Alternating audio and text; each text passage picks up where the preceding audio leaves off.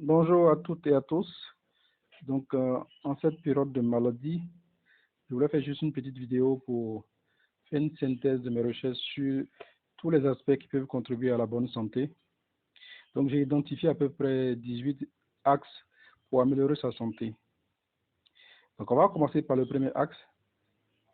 C'est vrai qu'on peut avoir les remèdes, on peut avoir tout, mais la vraie guérison appartient à Dieu. Donc, on va se confier à Dieu. Donc, on va commencer par les prières. Donc, pour avoir la santé, il faut prier. Donc, il faut se confier à Dieu. Donc, il faut confier sa santé à Dieu. Donc, ça, c'est le premier axe. Le deuxième axe, c'est les infusions. Donc, aussi,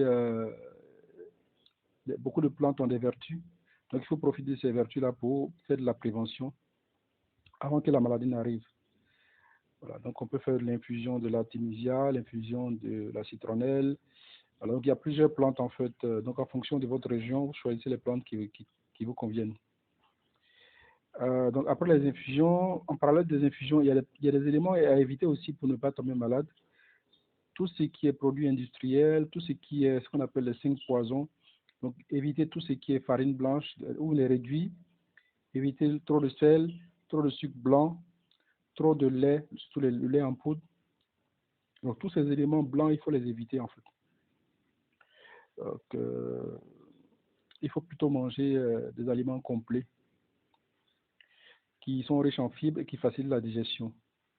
Il faut aussi si possible, tous les matins, mettre fermer le nez et faire passer de l'eau dans une narine et le refaire sortir dans l'autre. Et ça permet de nettoyer les narines en fait. Ce qu'on appelle les ablutions du nez. Il faut aussi manger 5 fruits et des légumes par jour. Donc, contrairement aux glucides qui nous apportent, on peut dire le sucre, les protéines en fait, qui nous aident aussi pour renouveler nos cellules, les fruits et les légumes sont les éléments qui vont nous apporter la santé.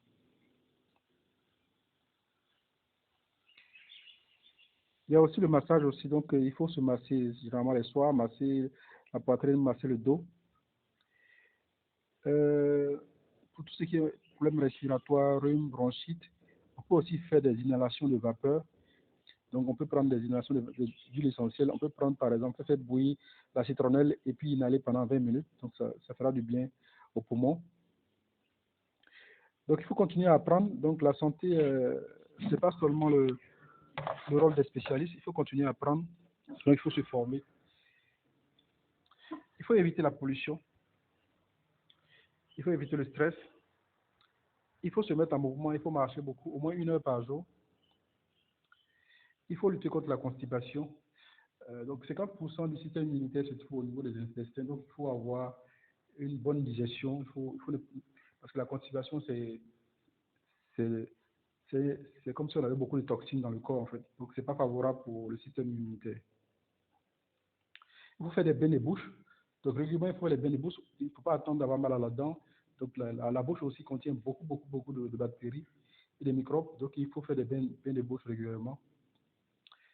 Donc il faut se laver les mains. Si possible, il faut jeûner. Donc le jeûne aussi facilite aussi l'amélioration de la santé. Il faut se reposer. Il faut être organisé et discipliné. Il faut avoir des pensées positives. Il faut avoir une bonne hygiène de vie.